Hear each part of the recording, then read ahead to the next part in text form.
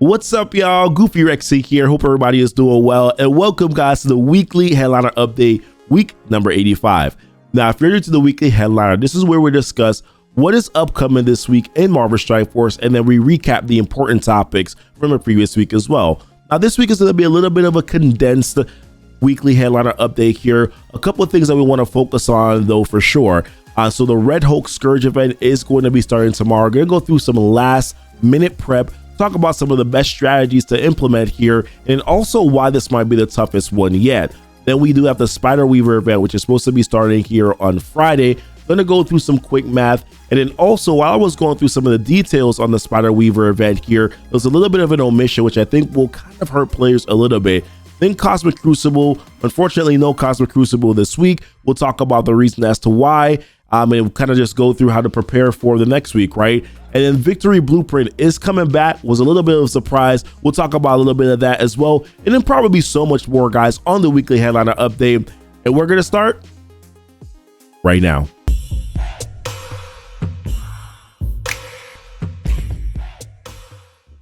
All right, guys, welcome back. So I wanted to talk about the War Scourge event first here. Gonna go through some logistics, talk about some of the strategies here for the overall Scourge event, and then for some of the nodes, and then also talk about this new interesting like Scourge that they're introducing as well that could be interesting as we go through. We'll talk about it a little bit later on, but the first thing, let's go through some logistics here. So the War Horseman Scourge event is going to be starting tomorrow, September 20th at 2 p.m. Pacific time here. A reminder that commanders level 50 and above can try it or can enter into it or can start it, participate.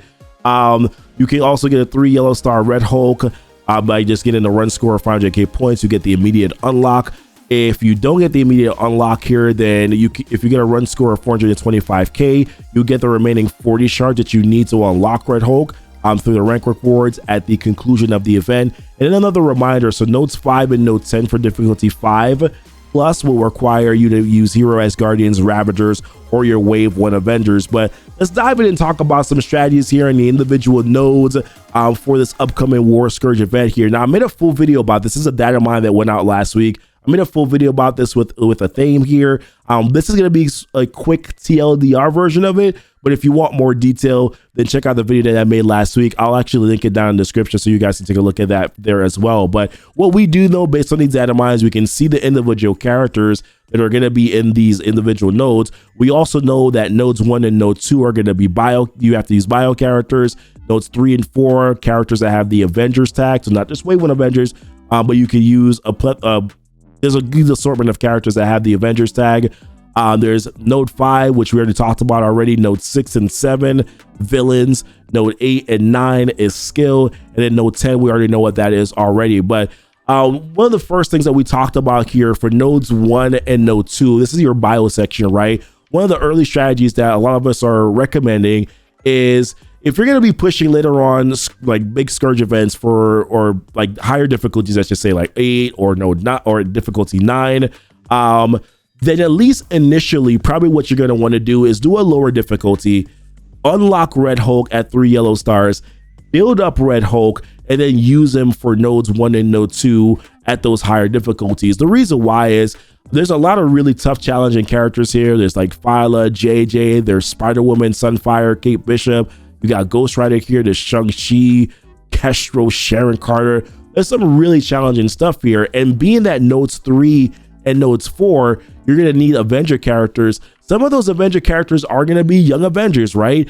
So therefore, the strategy is to get Red Hulk, build up Red Hulk, use either a full Gamma team if you have it. If you don't, try to use a hybrid Gamma team, maybe with Red Hulk and She-Hulk. Try to use that instead with a couple other characters to get through nodes 1 and 2, so that way you're saving your young Avengers and not sort of depleting them and not having them available for nodes 3 and node 4. Because once you get to nodes 3 and then get to node 4, it's going to be Bionic Avengers and Young Avengers, because you want to save your Secret Avengers because you want to use them in the skill nodes later on, right? So for nodes 3 and node 4, we're recommending Bionic Avengers here. That's probably going to be your main team. I think they're going to be best, I think, for just outright raw damage in nodes 3 and node 4. But even node 4, when you get here, you got Cho, there's She-Hulk, there's the full gamut team essentially, right, that you have with a couple other annoying characters. Node 4 is going to be a little challenging, so I don't think that you're going to be able to get through Node 4 just entirely on the strength of Bionic Avengers. You're going to need Young Avengers, which is the reason why we wanted to save them and not use too many of them, or use any of them if we can in Nodes 1 and Node 2. So going to Node 4 here, you use your Bionic Avengers first, then you use your Young Avengers to clean up, and also you're going to want to use Thor in Node 4 as well because of what you're going to have to face in Node 5. So for when you go in to clean up in Node 4, use probably take out America Chavez with your Young Avengers, put in Thor because you're going to want to make sure that you get Thor to have his ult ready so that when you go into Node 5, you can use that. And then in Node 5, which is going to be very tough, Nodes 5 and Node 10 are very hero Asgard, like anti-hero Asgardians, but they're kind of still your main team that you're going to need. So we're going to have to just make some modifications where we can. So, but for Node 5, the reason why I wanted to bring in Thor into Node 4 so that we can get Thor's ult to be ready for Node 5. And in Node 5, you're going to use your hero Asgardian teams. You're going to sub out Heimdall, and you're going to throw in T'Challa here because T'Challa, you're going to want to use him to blind and steal ability energy from Omega Red.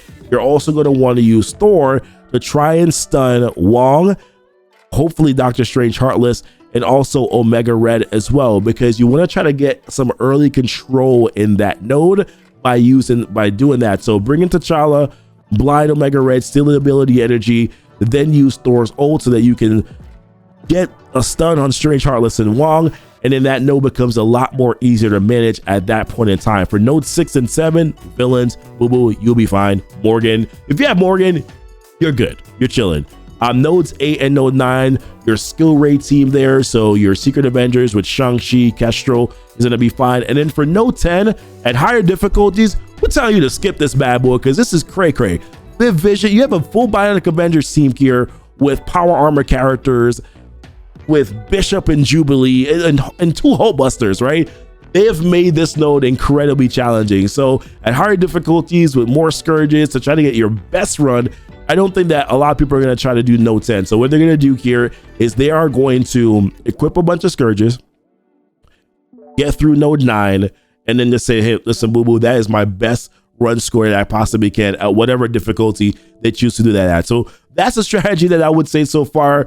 Obviously you're free to do whatever you desire to do, but that's just some of the recommendations I have so far. Wanted to also talk about this Scourge here. So this is the new Scourge that they're introducing into the Scourge event. So Butterfly Effect is what it's called. When a fortifier character uses an ultimate ability, spread positive effects on that character to adjacent allied characters, which the reason why this is interesting is because usually all these Scourges specify, right, an enemy ally or when a player character, like it doesn't specify that here. So yes, you're going to be able to benefit from this by throwing Fortify on some of your important characters, and we'll have to figure out exactly like how this Scourge will work as we sort of kind of work our way through the Scourge event here. But I could definitely see that this may be the reason why potentially you might be able to get through Node 5 a little bit easier. I could also say as well, this potentially could be an issue in some of the other nodes because they're not specifying who, like what, if it's enemy or player, there's most likely going to be fortifier ISOs on some of the other characters that you're going to be facing. So as we go through these nodes, we're going to want to pay attention to that as well, right? So that's pretty much it basically, guys, on the Red Hulk Scourge event here. Wishing you guys good luck, and of course we're going to continue to follow up and talk about that there. All right, guys, the next thing I wanted to talk about here is the Web of Life event, which is the Spider Weaver event here. So quick TLDR on this. There's going to be the Web of Life event campaign that's going to start on Friday. There's also 2 milestones. There is the Ethereal Arms milestone, which is going to be the main milestone. That's a 7-day milestone here where you get points towards that by opening up Vigilant Orbs that you're going to get from the Web of Life event campaign. There's a Blitz milestone as well, which is called the Destined Connections milestone. That is down here. This is going to be a 2-day milestone. They said that repeats twice. I think this is a typo because then it says 3 times in total. So I believe that this repeats thrice if that's 3 times in total, but you earn points with you earn more points with the limited time vigilant trait characters and also just by regular blitzing. So regular blitzes is 60 points. Then if you use characters that have the vigilant trait, then you get additional points there. And if they're at higher gear tier levels, you get additional points there. If you filter out your roster right now by characters that have the Vigilant tag, really good ones like Morgan Le Fay, Shang-Chi, Ghost Spider Wong. I mean, it's really good characters here. There's a couple Bionic Avengers, some Hero Asgardians, there's Scarlet Witch. There's some really good characters that are here that you can definitely get some benefit from by using in both the event campaign and then also through Blitz. But wanted to go through some quick math on this here, like how can you get to milestone 35 in Ethereal Arms? And the reason why milestone 35 is so important is because you have this item right here, the Indestructible Pants. Indestructible Pants is one of the boosted items, right, that you need for the Hulk Hunter event. So therefore, it's really important that you pay attention to milestone 35, and then we figure out how to get there. You will need a total of 135,500 points in order to be able to do that. So let's pull up the math on that and then sort of talk through it. So you guys know how I like to do my little notepad here. That's kind of how I like to do some math and sort of figure out some of these events. So the breakdown here for Ethereal Arms is that if you open one Vigilant Orb, you get 2,000 points. You earn Ethereal Arm milestone points. We know that you're going to be able to get that through the Destined Connections milestone as well. And then you spend power cores, you get 10 points per power core that's spent. So we'll kind of do the breakdown here with the math right now. So for cores, if you're doing your 200 cores per day for the event campaign, and then you're doing your 200 cores a day for your regular campaign energy refreshes, that's 400 cores per day times 10 points over a 7-day period is going to give you a total of 28,000 points. So that gets you on your way, right? Then we have the Destined milestone total points. I did this over a 6-day period. So once again, it's a 2-day milestone that repeats a total of 3 times. That's the way that I did the math. If that's wrong, they need to write it better, because that's how I interpreted it, right? So if you're able to get through from what I looked at so far with the Destined milestones, I think end game players will be able to do this in like 3 to 4 rotations. I think it may take 5 or 6 for earlier players, or maybe mid game players, I should say, and a little bit earlier to be able to get through this. But it is definitely completable free to play. If you do that, you're gonna get a total of 60,300 points, and then you get these Vigilant Orbs, right? So if you're doing the 200 cores a day for your event campaign, usually you average about 2.78 orbs per day. Over that 7-day period, I just did 2.78 times 7 would give you a total of 19 orbs, 19.46. So I rounded down because you can't open up a partial orb, right? So I rounded down to 19 by 2,000 points per orb gives you a total of 38,000 points, which gives you a grand total of 126,300 points. So you're actually still missing at this point 9,200 points. But the reason why I did it that way is because I wanted to kind of give a little bit of I'll show it to you right here. So what I did is that, okay, let's say that you're gonna need to make up these 9,200 points somehow, right? So what I did was to say, okay, you do 3 days of 600 cores per day. So for the most part, your 4 days, for those 4 other days, you're just gonna do your regular 400 cores per day with your regular campaign energy and then your event campaign, right? So you're 200 per those. But then for 3 of those 7 days, 3 out of those days, you're going to spend an additional 200 cores per day for those 3 days. I would recommend spending that on your event campaign, so not your regular campaign energy, but spending that on the event campaign, because what we want to do here is that we want to be able to get more Vigilant Orbs. So if you do the cores though, you're going to get a total of 6,000 points.